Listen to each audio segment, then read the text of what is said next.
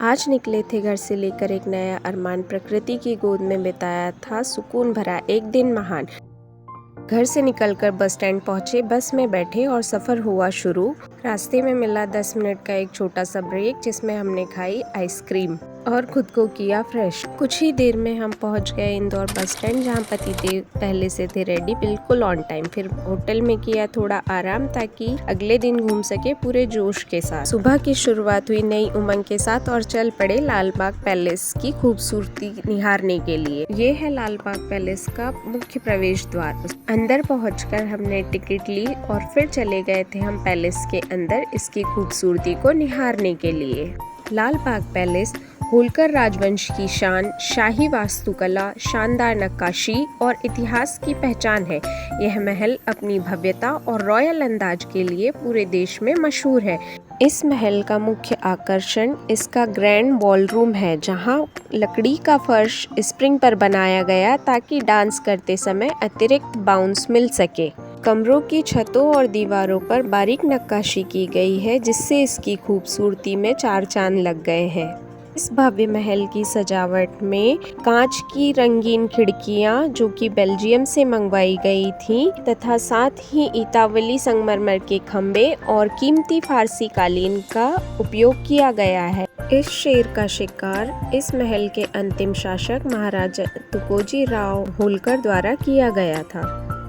यह महल 72 एकड़ में फैला हुआ है, जो इसकी भव्यता को दर्शाता है। इस महल में कुल 45 कमरे हैं। इस महल में एक भव्य पूजा कक्ष भी है। इसकी खूबसूरती मंत्रमुग्ध कर देने वाली है। 72 एकड़ में फैला यह भव्य 45 कमरों वाला महल सरस्वती नदी के किनारे पर बनाया गया था। दोस्तों, अगर आपको मेरी वीडियोस पसंद आती हैं, अच्छी लगती हैं, तो प्लीज़ मेरे चैनल को सब्सक्राइब करें, वीडियोस को लाइक करें और ढेर सारे कमेंट करें। आपका एक लाइक, एक सब्सक्राइब मुझे बहुत ज़्यादा मोटिवेट करता है। So please like, share and subscribe. हम महल की खूबसूरती को निहारने में व्यस्त हैं और पतिदेव हमेशा की तरह अपने फ़ोन पर व्यस्त है। बट जितना भी समय साथ मिलता है, हम साथ रहकर खुशी खुशी गुजारना पसंद करते हैं।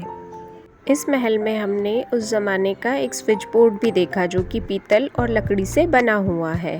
जब पतिदेव थोड़ा फ्री हुए तो वो मुझे खुद से इस महल की डिटेलिंग दिखाने लगे कि कहाँ पर क्या है, और उस चीज़ के बारे में बताने लगे।